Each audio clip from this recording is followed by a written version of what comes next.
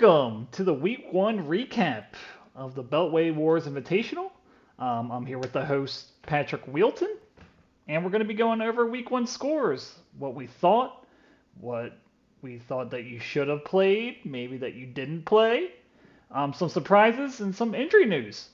Pat, welcome. Anything to say after Week One? No, I'm recovering from a super late night, as most of us probably are, watching that garbage Oh, game. yes. Started out so promising, 14-0 lead to begin, and then just couldn't get anything going, and it got worse as the night went on. And then just So, the jaws of defeat when they score the touchdown in overtime and they overturn it and the Ravens stop them 3 times and we're like, we got a chance, and then just for them to lose anyway yeah, was what a a real disappointment. dagger. Now there were some real daggers in the Beltway Wars Invitational week one. Week one, obviously, you want to get off to a good start, um, and someone has to win, someone has to lose. So let's go into our first matchup, yours truly, and the Week 1 points leader, me, Adam Jackson, with 176.96. The first time in the new format with a half-point PPR. It's definitely going to inflate some scores. And we saw it today, and I had a pretty solid victory. Had great production, Tom Brady and Amari Cooper, number one overall wide receiver so far in fantasy with 32.4. Tyler Lockett, great. T. Higgins, doable. Corey Davis, great week as well with his first round draft pick quarterback Wilson. I'm always going to forget Zach Wilson. I will not get that wrong. I got that wrong in the draft show. And, everything went, great for me. What stood out with in terms of this matchup for you? Yeah, big score on the board in week one. That's got to feel good. I mean, And as you even alluded. well, not to interrupt, but even worse for Alex, he had the second highest score, and Yeah, that's ended up with a 0-1 to start the year. that's rough. Yeah, that absolutely is rough. It happens. That's fantasy for you. I mean, as you mentioned, just a wide receiver clinic. Just right on down the list from Amari Cooper, 16 targets. My gosh, 2 touchdowns, 139 yards for a big 32 spot on the board. Lockett, doing Lockett things. 100 yards, 2 scores. That's nice. You like to see that. T. Higgins with Cincinnati, turned in a nice performance in what we know is going to be a crowded wide receiver grouping. And then, as you mentioned, Corey Davis, some thoughts about how good that Jets offense is going to be. It doesn't look like it's going to be very good, but at least in this one, 5 for 7, 97 yards, 2 scores. So all around solid production, a huge number on the board. And that's not even with a huge game from George Kittle, your second round tight end, just 9 points there, 4 for 5 for 78 yards. So all those points on the board for you, a down day for your tight end one. And then I thought from the bench, the one thing I wanted to point out, and something I mentioned in the draft show, Jalen Hurts, the backup quarterback for you, turning in a nice rookie debut for the Philadelphia Eagles. Completing 27 to 35, 264, 3 scores, also rushed 8 times for 57 yards. So definitely showing that he can be a dual threat NFL quarterback. 28.26 fantasy points. It's going to be really nice to have that play the matchups with Tom Brady and Jalen Hurts if he's able to keep up that production. Now let's move on to Alex's team. Obviously, with the second most amount of points in a week, solid week. Just kind of ran into like the worst case scenario that you could come up with. Uh, you know, yeah, the one spot that you're obviously going to look at that's a disappointment is his first round draft pick, Devontae Adams, just 5 or 7, 56 yards, and a struggling Green Bay offense against the New Orleans Saints. What did you? I mean, we got Adams, who's kind of disappointing. Kyle Pitts, I think it was the fourth round pick for him. Off to a slow start. Surprise, surprise, rookie tight end. What do you? I mean, there's not really much to say that's bad about what happened with his week one score. I mean, Wilson having a great day, Mixon showing up to form. Did you see anything that might have been maybe Mike Williams could have been slotted in somewhere? But I don't really see anything that he could have done any better.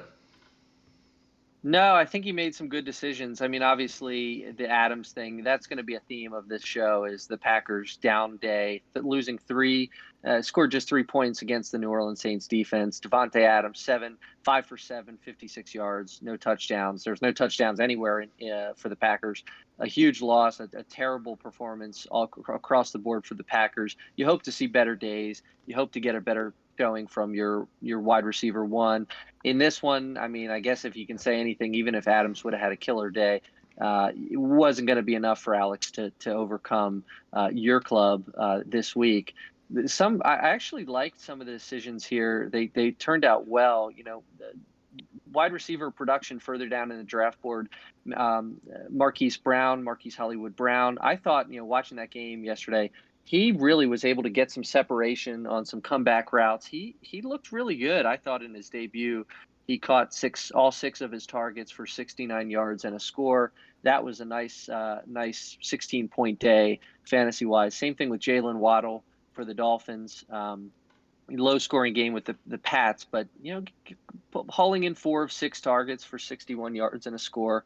Obviously, they've got some injuries. Will Fuller is still on the shelf, so Waddle stepped in nicely and put up a nice performance there. Whereas you did your scoring with your wide receivers, as you mentioned, Alex's running backs, Joe Mixon, David Montgomery, and Kareem Hunt all scored over 15 points. Mixon, the high man, 29 carries. Wow, huge workload for Joe Mixon. You love to see it. 127 yards and a score. Also caught 4 balls. So a lot of promising things here. I like a lot of the decisions. We'll see. There's not a whole lot of depth on the bench other than, Mike Williams could slot in as a starter here. We'll see. He's got his own injury problems over the years, so we'll see how long he's able to stay healthy. But I think it was a good first effort, just a really bad luck day. Yeah, I would agree. Last 2 things I would talk about with Alex's team is I would look out for Jalen Waddle. He looked great. He got 6 targets. I can only see him going up from here. I think that was kind of a shrewd draft pick, one that I didn't really see at the time. I think it's going to work out very well for him.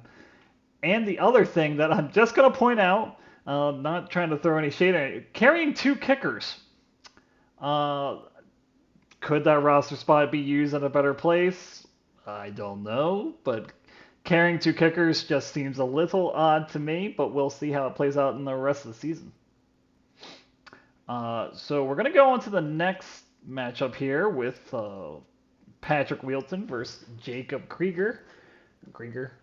I will never get that right. 130.98 and 117.92. Looking at the lineup, the usual suspects in terms of fantasy production. Alec Kamara gets a touchdown. Brandon Cooks had a great day with no TD. Darren Waller, 19 targets, 105 yards and a touchdown. One kind of shocking person for me that didn't do too well was James Robson. I thought he'd get a lot more than 5 carries with him being the primary back in Jacksonville. Have to be a little concerning about that, but you're always going to come away happy with a win. Looking at his bench, DJ Shark, horrible. I would say not production, but what's the word I'm looking for? Three for 12. Yeah, efficiency was pretty poor, but at least getting a lot of targets in Jacksonville. Question, I mean, solid day. I mean, you'll always take 130 points. Well, I would have rather been on that side than the side I was on with 117. So absolutely. I mean, look, it was a weird game for Jacksonville. They fell behind early and big to Houston. So I think that accounts for some of Robinson's lack of production. 5 carries to Carlos Hyde's 9 carries. So I don't think it's going to be that way typically. I think in a more But who knows? They could be behind a lot of the season. We'll see. You mentioned Waller, the huge game. Gruden, Coach John Gruden made a comment today that Waller is probably the best player he's ever coached, which is really heaping on the praise for Waller, former Raven. He really had a monster game. You know, he scored 21.5 fantasy points to lead all tight ends in the NFL. 10 for 19, 105 yards and a touchdown. Huge volume day for Waller. 19 targets. My gosh, you don't see Yeah. that anywhere. Not out of a tight end. I mean, Yeah. I mean, that's beyond Kelsey numbers even. That's just yeah. wild. Jake's team has a lot of wide receiver options, and they proved that. Obviously Justin Jefferson drafted early, 10-point game. Brandon Cooks, 15-point game. Started DJ Moore, 12-point game. So not huge numbers for any of those guys, but you love to see, those guys going into double digits. And then on the bench, DJ Chark, you mentioned 16 points. And Harris in New Orleans. Yep. Deontay Harris. Yeah. 14 points, caught a touchdown, 72 yards. So lots of wide receiver production here. Mm-hmm. And I thought my biggest takeaway, I think, here is a nice game for Stafford. New scenery. And new scenery, with the Rams, not a whole lot of passing attempts. You're used to seeing Stafford get his fantasy points with volume. He only threw the ball 26 times, but wound up with 3 touchdowns, 321 yards, 24 fantasy points. So you like to see it in Los Angeles. Yeah, a lot more efficient than he has been in the past in Detroit. Not having throw the ball maybe 60 times might actually help him in terms of fantasy numbers. More high percentage throws as well. He didn't have that great of a supporting cast when Calvin Johnson left that he does now in LA. Now, looking over to your squad here, started off great Thursday night. You got 58 attempts out of Dak Prescott, 27 points. It's huge, and you played the right Buccaneers wide receiver in Antonio Brown. 5 for 7, 121 and a touchdown. Now, where it kind of went downhill is your running back production. Derrick Henry had a very pedestrian day with only 58 yards. And the first big injury news on week 1 is Raheem Mostert just came out today that he's going to be out for the year. Looking at the rest of it, Ridley started off very well. I caught him on red zone catching a lot of balls early. It seemed like the Falcons' offense just kind of sputtered after the first quarter, and that's obviously can be seen in the final score. How good do you feel after week 1? I mean, obviously losing Raheem Mostert, in week 1's a huge blow. It is for sure. I thankfully, maybe thankfully, have Trey Sermon on the bench. Obviously, was a kind of a mystery in week 1. He was a healthy scratch. There seems to be some background story there that we don't know. I think he's a talented player. I think he's now got an opportunity to carve out a big role with Mostert going out. So, happy that I've got that handcuff on the bench. But yeah, rough week. I feel pretty good.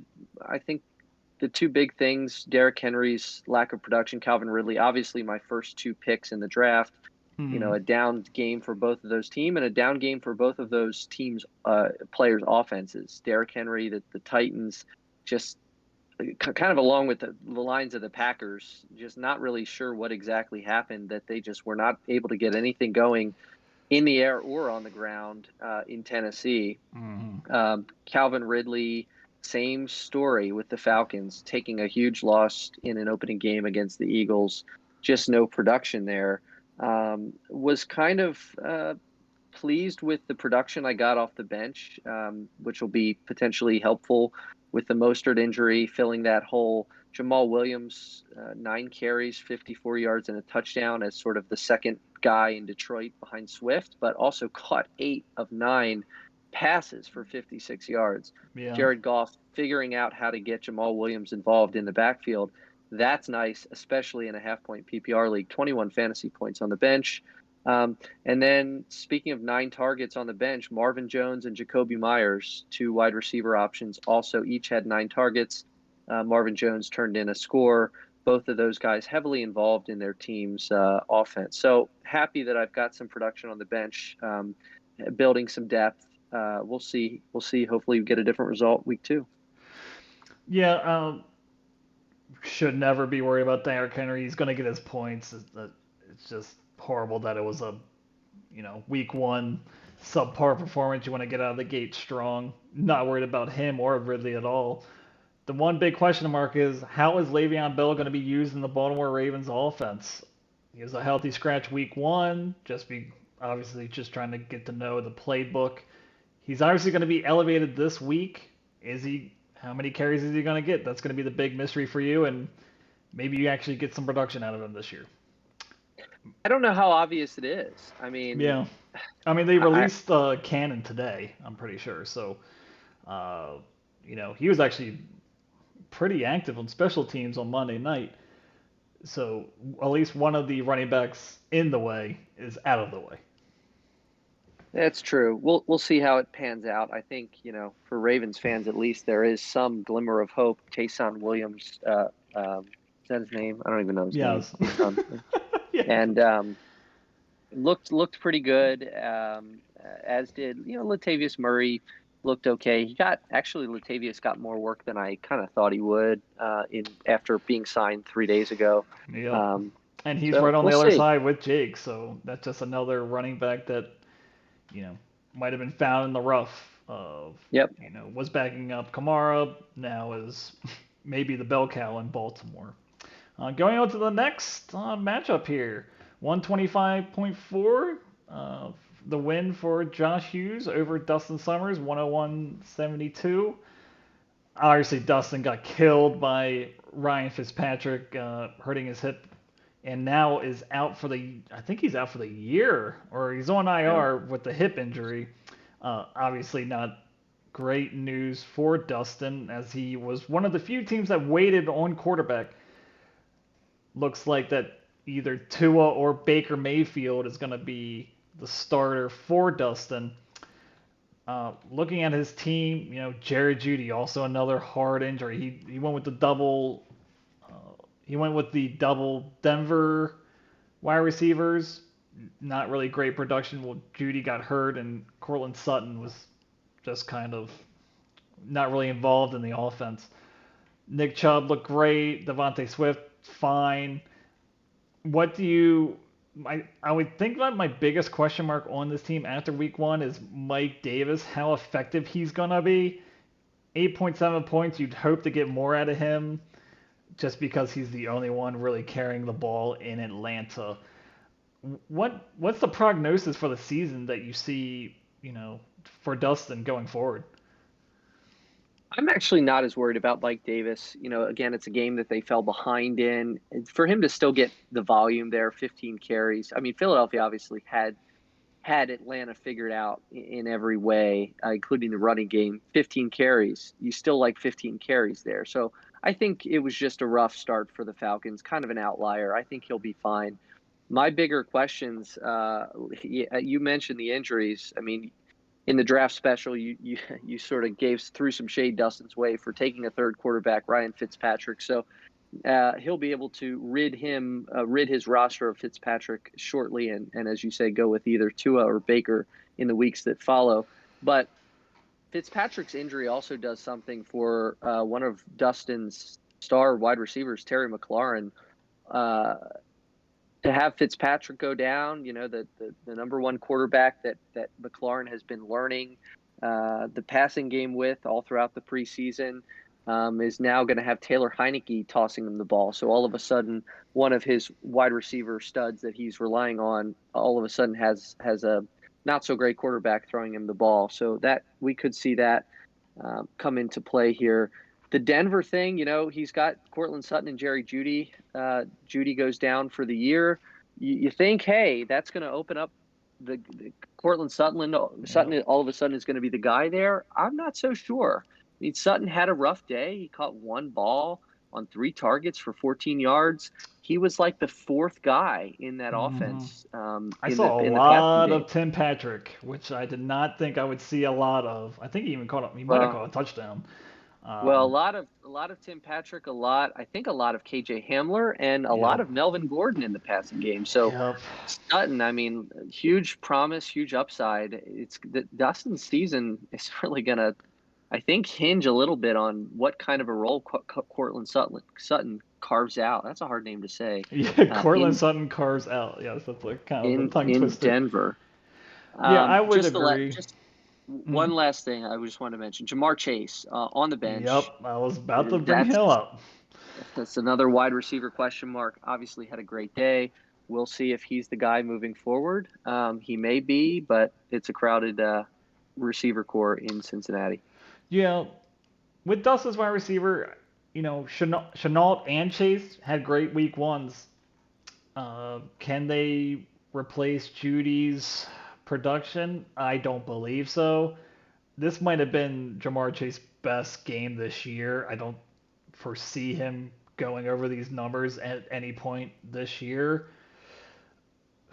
I just, other than Kelsey that had 76 yards, 2 touchdowns, I can't really see, and Chubb, uh, you know, I don't really see much out of Dustin's squad. I think that he could be at the bottom in the basement most this season, and a team that you would want to play and look forward to playing every week.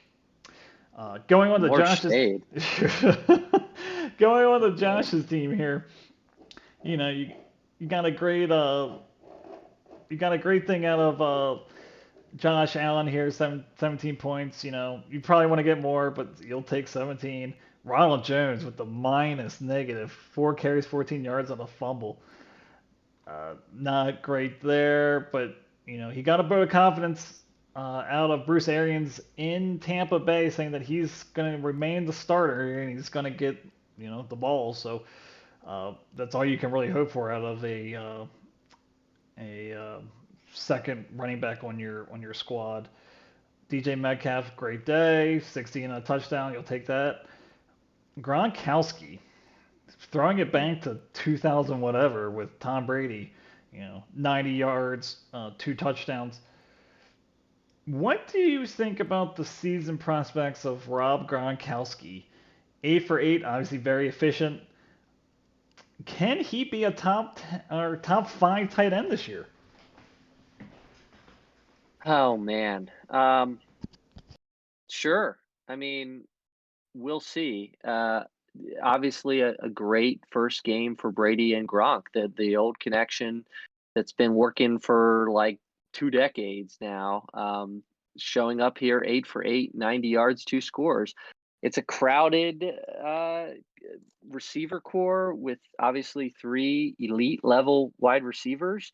Um, there's going to be up weeks and there's going to be down weeks, but obviously, I mean, he proved that him and Brady are on the same page in that offense. Huge 25-point game. I don't know. He's not going to be 100% of what he used to be, but if he's 70, he's still a tight end one and a good low pick in the draft, a little bit further down the draft board, underrated potentially. So a nice smart pick there. The Ronald Jones definitely does hurt. It kind of reminds me, I can't remember if last year maybe it was 2 years ago, Ronald Jones's rookie season. He started out awful. He had all the hype surrounding him, and started out the season with a very similar game or two like this one. Mm-hmm. Fumbled the ball. Good that he gets the vote of confidence from Arians, but you'll have to monitor that. Like you said, the second running back on this club, with not a ton of depth behind him. Nyheim Hines obviously potentially could work in if Ronald Jones continues to struggle. Sort of the one thing I'm keeping an eye on here, and I mentioned it in the draft special, is the fact that there are two Steelers wide receivers in the starting lineup. Okay Yep. days. Smith-Schuster 4 for 8, 52. Deontay Johnson 5 for 10, 36. Got the touchdown, 12 points and 7 points for Schuster. Ben did not look good in this game. They won Hmm. 23-16 in Buffalo, but Ben is showing his age. He did not look very good, and I'm concerned about sustaining these two guys as fantasy starters week in and week out. Um, Hmm. that that's got me a little bit concerned. What do you think? The one thing I will say about the Pittsburgh wide receiver core is their defense is so good that I feel like it's going to be a lot of low scoring games. Mm. Which I mean, the Pittsburgh, MO for over 40 years has been, pound the rock, get that running back a lot of carries and, try to win with your defense. That's not really conducive to, the air raid offense. I do love the 10 targets out of Johnson though. I mean, 36 yards is gross, but you like to see the 10 targets out of here. And just a final note on his team: if you had Daniel Jones scoring more points in Week One than Josh Allen, then I want to know your lottery numbers for next week because you are Nostradamus when it comes to that regard. Mm. Going on to our next uh, matchup here, we had Sarah Hughes versus Scott Barnett. And Scott came out on top, 129.48 and 126.96. The closest Close. matchup of this week, um, D Hop, great game, two touchdowns, 83 yards. Adam Thielen, 92 yards, two touchdowns. Excuse me. How, you're looking at Tannehill. That's the big thing to me. To me, I'm not really worried about Ezekiel Elliott too much, just because the game script was kind of weird. But Ryan Tannehill, 14 points, 21 for 35, 212 yards, a touchdown, an interception, two fumbles. You're hoping that you get a lot more production out of him week one, especially with his new toy, Julio Jones, new offensive coordinator. Did Scott wait too long for a quarterback? I know I'm kind of going negative with Scott with him getting a week one victory. I'm just a little bit concerned of Ryan Tannehill and is Trevor Lawrence going to be suitable enough, not a turnover machine to give him enough production that he needs out of the quarterback position? I'm not as concerned about Tannehill. I thought it was good value getting him in the middle of the draft. I kind of had him targeted on my board as well. It's an off game for him. It's an off game for Zeke. It's awfully nice to get a win in week one when your quarterback and your elite running back have sort of off days. That's kind of nice. You're not going to see too many of those for Zeke Elliott. So it's nice to get a win when you do get a dud from him. Um, the receiver production you mentioned, I mean, you got to love it. My gosh, Hopkins, 6 for 8, 83, two touchdowns. Thielen, the 9 for 10. Uh, those guys really, really led this team this week. The concern I have a little bit here is on the bench. Not a whole lot of production on the bench other than Christian Kirk, who obviously had a very nice game. But Russell Gage for the Falcons Yeah. was targeted twice. It was thought that maybe he would be the new kind of stepping into the Calvin Ridley role as the second man there. Not a good day. Mike Gesicki, another 0 for 2. See in the stat line, Gesicki had a tackle here. You don't get points for that in this league, but I guess whatever. Um, 0 points there. Javonte Williams in Denver, nothing special. 14 carries, you like to see that, but didn't do much with it. 45 yards. Um, Justin Jackson with the Chargers didn't really get on the field very much. Just one Mm. carry and one reception. So just not a lot going on the bench. So we're not to bye weeks yet, so it's not going to make a difference. But I think Scott's going to need to, by the time we get to the bye weeks, build that bench up a little bit so that there are some other options as you get into the bye weeks. Mm. My biggest concern, other than Tannehill, is maybe Mark Andrews. He's becoming a little bit touchdown dependent. You would hope that get more than 5 targets in a game where they were throwing. Is he going to be touchdown dependent? Is he going to get the yards where he can be consistent enough to be among one of the top tight ends, fantasy tight ends in the league? That remains to be seen for me. But you know, Scott got to win. That's all you can ask for. That's all you can hope for, really. So let's move on to Sarah Hughes. A very valiant effort. Kyler Murray with the huge 33.56 points. Uh, Number one quarterback after week one. Nothing to complain about there. Miles Sanders, Chase Edmonds had great days. Michael Pittman, that's a little bit of a questionable start, I would say. I don't know even know who you put in there really. Braylon Edwards maybe. He had a great day. Brandon Ayuk, oof, the zero, no targets. Some questionable things there. You know how I feel about the flex position and starting wide receivers over running backs. I think I would have slid in Devin Singletary over Ayuk, especially when I heard that Zach Moss was a healthy scratch. But that's a little bit kind of tic tac, and you didn't get that news till very late in the one. I guess it would be in like the 12:30 hour of Sunday. I'm not too worried about her team, to be honest with you. Chase Edmonds looked great. As I said before, Sanders had a great day. 15 carries, you'll take that all day. Logan Thomas with a touchdown. Well, what did you think about her week one? Did you see anything that anybody she should have started, or what did you think?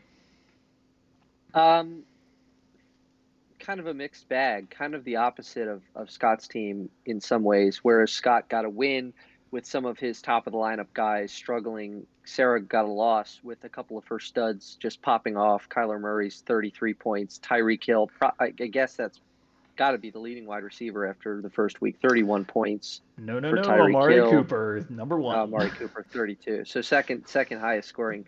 So two amazing performances from two top shelf players. So unfortunate to get the loss there. A couple kind of bright spots I saw, and I was a little tough on Sarah after the draft. And one of them was Miles Sanders. I was not very optimistic about Miles Sanders. He had a nice game, and as I've mentioned, the Eagles had a nice game. 15 carries, 74 yards. Also caught 4 balls. So heavily involved in the Eagles' offense. 15 fantasy points. If they're able to be an efficient, productive offense week in and week out, Sanders, I think, could be a big part of that. And so I'm optimistic there. The other kind of interesting thing, Ayuk, very unfortunate. Again, similar to who was I talking about earlier? There's a backstory. There's something we don't know with this situation. It's kind of a strange one. I mean, Shanahan was talking him up all season, and then he comes out and it's not even targeted. I think that's kind of weird. Maybe it was game script. Yeah. Maybe it was just the way they're playing coverage. No, I think there was something going on, whether it was a statement thing that he broke a team rule or something, but he just was not involved in the game at all. And I think he will be. He's too talented of a player, and there's not a gazillion options there in San Francisco. Deebo Samuel, I'm sure we'll talk about later. He had a great game, but Ayuk will be okay. He'll be a startable player. But one other kind of interesting tidbit further on down on the bench, Devin Singletary, Zach Moss, again, a backstory that there's a backstory there. Zach Moss, nobody knows why he was I think a healthy scratch. He was. The only thing that I heard is that he had off-season ankle surgery and that they didn't want to rush him. That he was healthy but didn't want to rush him, which I found kind of weird as being a Zach Moss owner. So I don't really know what the hell that's about. Maybe it was just the way they wanted to attack, the Steeler defense. Maybe they thought they could do more in the air, so they had to have another wide receiver active. Who knows? But I think that's great news for Singletary. If he was healthy, he would have been in there, an AFC playoff contending team playing the Steelers. You'd think you'd want your best players in there, so a little bit of a mystery. But Singletary, 11 carries, 72 yards, looked good, ran well in sort of limited action. So I don't know, could be an option. You obviously need to take careful attention to what's going on with Zach Moss, but if Moss has injuries that kind of go on into the season, Singletary might be an option to slot in there one week. The last thing I'll say about Sarah Squad is just going back to Miles Sanders for a second. It could be the same Lamar Jackson effect that Jalen Hurts has in Philadelphia. you have running backs with a running quarterback, it creates two different options when the ball's being handed off. You could see the same thing out of Sanders that you saw at Mark Ingram a couple years ago. There's a resurgence in career. I love Sanders now that Jalen Hurts is quarterback. Going Yep, on agreed. to the next one, we got Brian Morgan in the low scoring matchup of this week, and Michael Kranz, who got his first win ever in the Beltway Wars Invitational, 102.50 to 91.08. Let's start with Mike first. Lamar Jackson on Monday night, 18 points. He's always going to have a low floor or a high floor. I think that's the way you say that. Saquon Barkley kind of struggled in his return from ACL injury. Had to be a tiny bit concerned with that. Diggs, okay day. If he gets a touchdown, it's salvageable. Keenan Allen, same thing, 100 yards on 9 catches. Devontae Smith, rookie out of Alabama, 71 yards and a touchdown. Love to see that. Probably were not expecting that out of your flex spot here. My big question here is Saquon. 10 carries, 26 yards, 1 catch, 1 yard. In a loss, and you're hoping that he's going to be involved in the passing offense. How concerned are you with Saquon Barkley, and do you think that as the season goes on and he gets his sea legs under him that he's going to return to form? Man, I'm concerned. At this point, he should be fully recovered, I think. I mean, the fact that he's not, the fact that he gets 10 carries and doesn't even look good on those carries, granted against a decent Denver defense, but at home in a home opener, Barkley 10 for 26, just not efficient, not good. I'm Yeah. concerned for sure. It was a risk taking him. Got decent value just given the way the first rounds go. Has the potential to be the best running back in football, but it's obviously a risk coming off of an injury, and I'm concerned about that for sure. But otherwise, you mentioned Devontae Smith really looked good. Continuing to talk about these Eagles, he was a guy I liked after. I think after the draft special, he got great value for him in the draft, and he proved that he was a good pickup for the Eagles as a rookie. 6 for 8, 71 yards and a touchdown there. Little concerned about the bench production on Mike's team as well. Will Fuller obviously on the shelf.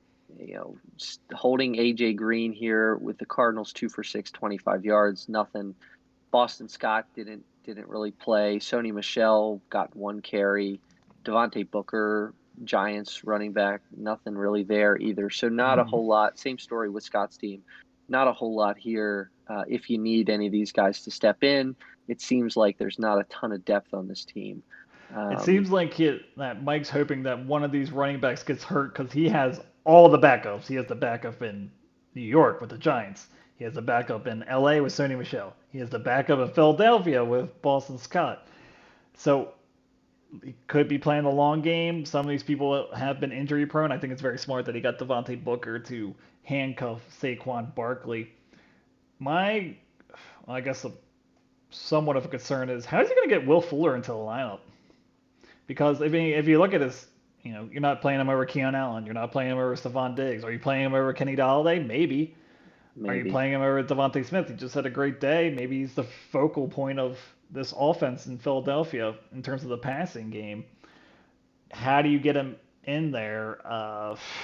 That's just a decision that he's going to have to make. And I have a feeling that he's going to get burned 1 or 2 weeks where Will Fuller has one of those games where he just catches like an 80-yard bomb from Tua, and he's just going to be kicking himself because he had to leave him on the bench because there's just better options that he has on his roster. Could be a trade chip for a wide receiver hungry team. That's just one of my thoughts that I had when I'm looking at his squad after week 1. Now we're moving on to Brian's team here. Obviously, Justin Herbert not having a great day. 31-47, 337, touchdown, interception, fumble. maybe a sophomore regression out of Justin Herbert. Way too early to tell at this point.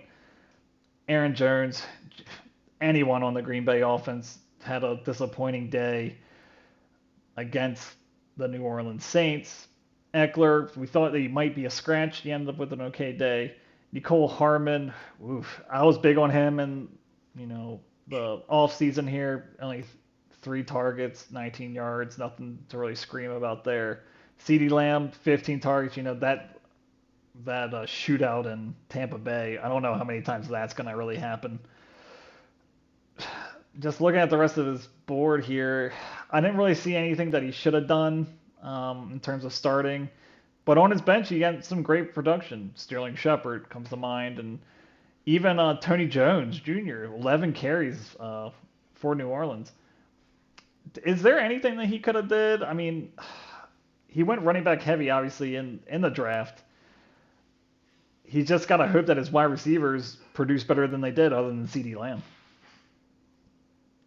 Yeah, and I think he'll be okay. I was looking at that earlier today. You love what you got out of Lamb, and you're not going to get 15 targets every week, but you like to see that in the first game, coming out in a high-scoring game, they're chucking him the ball. Dak is finding him, and he's heavily involved in the offense. You then look at Allen Robinson. Underwhelming day for the Bears, 6.5 fantasy points, but did get 11 targets. Wasn't very efficient. Justin Fields and I guess it was mostly Andy Dalton throwing him the ball, so not very efficient there. But 11 targets, you like to see that. He'll be okay, I think. The Chargers, Justin Herbert and running back Austin Eckler ran into a tough Washington defense in Week One. So I think Herbert will rebound. You like to see that he threw the ball 47 times, Yep. 337 yards. Got a little bit unlucky, fumble and interception. So I think he probably played a little bit, maybe even better than his stats would suggest. Eckler, decent game, 15 carries for 57 yards. You mentioned Shepard. That's awesome production to have on the bench. Shepard could turn out to be a really underrated player that in a Yeah, lot of no leagues one is really talked actually, about yeah. him at all. I mean, left on free agency wires probably in most leagues, and it turns out a day like that, he's definitely going to be one of the top waiver wire pickups in week 2. Yeah, Um, Shepard's also playing. He's in a contract year. Galladay is there, and who knows? He's kind of mhm. not. He's been lackluster. They drafted this kid Tony as sort of a fix, Tony but he's Jones. getting his legs under him. Well, no, Oh, yeah, the other guy, Kadarius Tony, is that his name? Something like that. okay. Well, I'll just I take. think so. Well, my point is they've got some people there, but Mhm. I don't know how great the people are at this point. Right. So Shepard actually finished the year last year. I heard this today with a couple touchdown games in a row. So he closed out last season catching balls in the end zone and follows it up here in Week One with 113 yards and a touch. Uh, I agree with you. Don't think you could have necessarily gotten him in there anywhere this No. week, but potentially next week, him and McCole Hardman, that might Mhm. be, a place. Hardman facing the Ravens. We'll see how that shakes out. Would, Yeah. in terms of week 2, would you just what we know now? Would you be starting Sterling Shepard over Hardman week 2? Shepard, I believe he plays the Thursday night game against Washington. Is that? I That sounds correct. Yeah, I think that's a tough draw. So Mm. I don't know. Yeah, I That's know it's that's hard. tough. It's a hard one. It's That's why I brought close. it up. Close. Okay, so that's all we got. Better days ahead, obviously for Aaron Jones. I'm not worried about that at all. And Aaron Jones is one of those players in fantasy that can actually win you a week single-handedly. So better days ahead, I think, for Mr. Morgan here. Yep. Um, okay, next matchup and final matchup. Uh, let's start with Tom here. Lost his matchup against rival Charlie. Charlie Wynn. 100.42 to 130.78. You know, my God. Aaron Rodgers. What the hell happened to Aaron Rodgers? 15 for 28, 133 yards, 2 interceptions. My God. And then looking at, his, I think he was back to back, so his second round, I think it was the second round pick, the first pick of the second round was Najee Harris, 16 carries. You like the volume, only 45 yards against the Bills defense that I think you can move over a little bit. Julio, only 6 targets. That's nothing good. Mike Evans, my God, 6 targets again. He seemed like the odd man out in Tampa, at least in week 1. Debo, obviously the bright spot in his lineup with 27 points. And Caisson Williams. They kind of went away from him in the second half, but 9 carries, 65 yards, and a touchdown. Aaron Rodgers, I think we should have known that it might have taken him a couple weeks just to get acclimated with missing training camp and all this time doing Jeopardy and all this other crap that he was doing. How long do you wait? I mean, who's his other quarterback that he has? I don't even know who it is. Doesn't even have another quarterback? Who's his other? Help me out here, Pat. Doesn't look like it. Oh, God, so he's ride or die with Aaron Rodgers, and if he can't figure it out, if it takes him 4 weeks to, really get going, Tom could be in a lot of trouble. Yeah, Rodgers is a professional. I think that they will be back. I'm not too worried about Rodgers. I think he'll get back there next week. It was just a weird game. I don't know. I didn't watch really any of it, so I don't know if New Orleans just looked really good on defense or what happened there. But I'm not too worried about Rodgers. But what I am worried about is a couple of these other guys that are playing on offenses that, in my mind, have question marks. You look at Gibson. Had an okay game with lots of work, but again, we talk about Fitzpatrick getting hurt. What kind of what impact is that going to have in the running game if all of a sudden they can start adding another guy into the box to stop the run? If they've got a quarterback that they know is not as much of a threat as a run and gun guy like Ryan Fitzpatrick is. Najee Harris, his rookie debut for the Steelers. Again, the Steelers did not look to be that dynamic of an offense. Had 16 carries, 45 yards. Nothing special to write home about. And, you mentioned Mike Evans as like the 4th guy right now in Tampa after 1 week. Julio Jones not really doing much in another team, Tennessee, that just really came out looking much worse than expected. So just a lot of these guys. This was my concern with this team coming out of the draft. I saw some question marks on offense. The 2 receivers do scare me, and that's that. We'll see what happens. Hawkinson is a bright spot. Tight end T.J. Hawkinson looked great. Target monster. Detroit definitely the number 1 option in Detroit for sure, and with Jared Goff there, right? Goff is there. Yep. I'm getting him and Stafford basically switched, right? Yeah, white guys.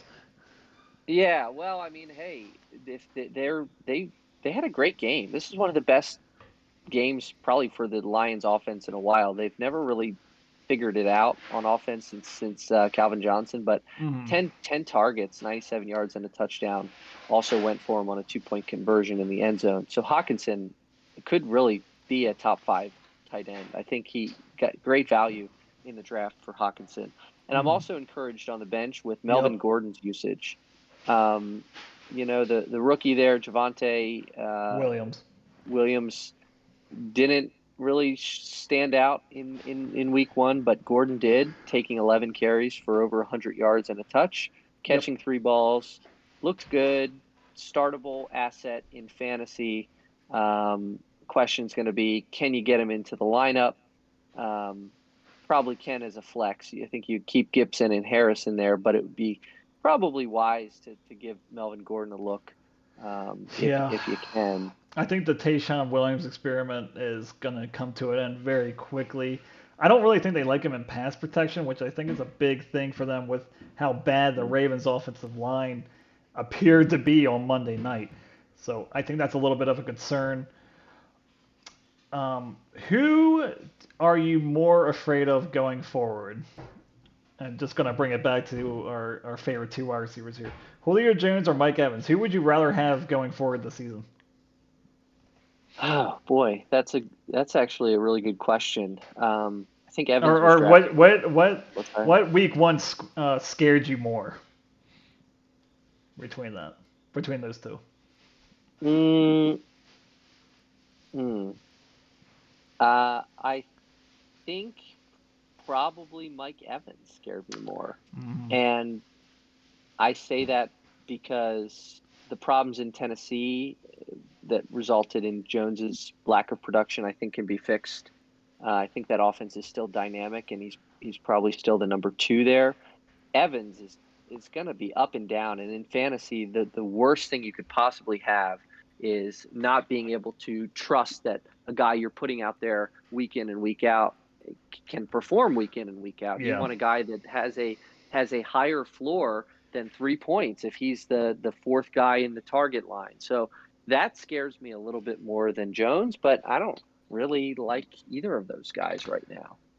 I would agree with you. I'm more concerned with Evans just because he's been in that offense, and it seems like they're fading away from him Mm. in general. Julio Jones is still trying to find, where he fits in the Tennessee offense. It's a new system for him. He's probably not as familiar with the playbook as Mike Evans.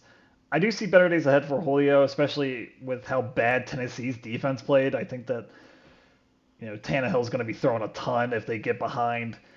They definitely do have the playmakers to come back from any deficit. With AJ Brown and Julio Jones there. So I would agree with you. I'm more concerned with Mike Evans going forward.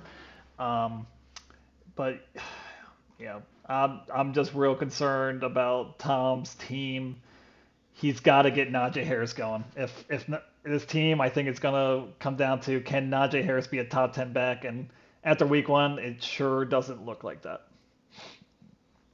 Moving on to last but certainly not least, Charlie Wynn, backing up all that trash talk with a 130.78 victory in week one. Obviously, Patrick Mahomes is a complete stud, 337, 3 touchdowns, got 5 carries, 18 yards on the touchdown. You love to see that.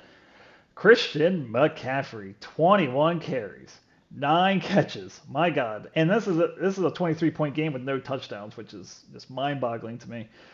Chris Carson, 16 carries, 91 yards. Better days ahead for him. He only had 1 fumble. Cooper Kupp, great, 108 touchdown. Damian Harris, stat line looks great. 23 carries, 100 yards. He's in a Patriot offense where you fumble the ball, you are dead to Bill Belichick. How concerned are you going forward with Damian Harris? Not.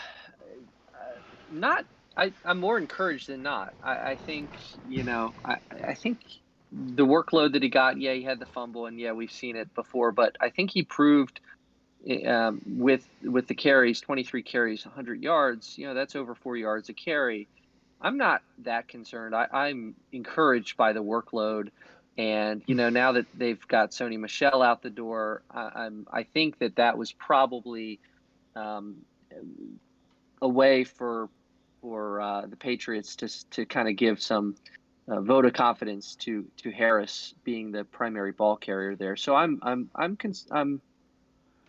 cautiously optimistic that he could be a guy and an important piece in that Patriots offense. Mm-hmm. You called it. I mean, Mahomes, McCaffrey, they're the two best in the game at their position. We knew it when he drafted these two that this was going to be a really dynamic duo. They come right out in week one and pick up where they left off. I didn't even notice actually that you said that McCaffrey did not even get into the end zone in this game. That is It's just amazing. unbelievable. 23 points. Nine receptions. Yeah. I mean, if you give 9 for 9 and 89 yards to any receiver, you're over the moon with that. Oh yeah. You tack on 21 carries for 98 yards on the ground that's insane. And the other you took all my talking points there. Cooper Kupp, 10 targets in that new look Rams offense with Matthew Stafford. if Kupp can become the primary target for Stafford, and he seems to be, at least in week one, that is going to be a really, really good thing for Charlie. I think the next highest reception total on the Rams was their tight end. I think Higbee had 6, but no other receiver had more than, I think, 4. So Kupp, 7 for 10, 108 yards and a touchdown. You love to see it. This team, I said it coming out of the draft. We both liked it. I gave it an A. Just solid across the board. It's definitely a scary team. Absolutely. I mean, the other one thing I would mention here is James Conner. Not a great day, but got 16 carries. I know you mentioned Chase Edmonds earlier and how he looked good, but you can't discount the fact that 16 carries is a lot of work. Now, granted, they were way ahead in Tennessee. Yep. They were running a lot, but I think Conner, I think I heard this today, that Conner got a lot of the goal line work or was involved a lot at the goal line, whereas Chase Edmonds was on the bench for those situations. It might be something to watch. I liked Conner coming out of the draft, and 16 carries they trust him enough to put him on the field for a lot of carries. The only thing I would say about Charlie's team is, if you're going to talk about concerns, Tyler Boyd, 4 targets in this new offense with Jamar Chase.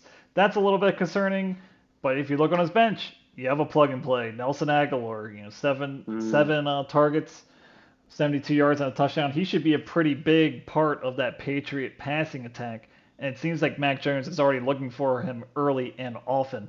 So he could just put him in, for Tyler Boyd. The other thing is, I don't know why you're starting the Green Bay defense over the Pittsburgh defense. Pittsburgh defense should be, a top 3 unit this season. I could see him easily switching those people out.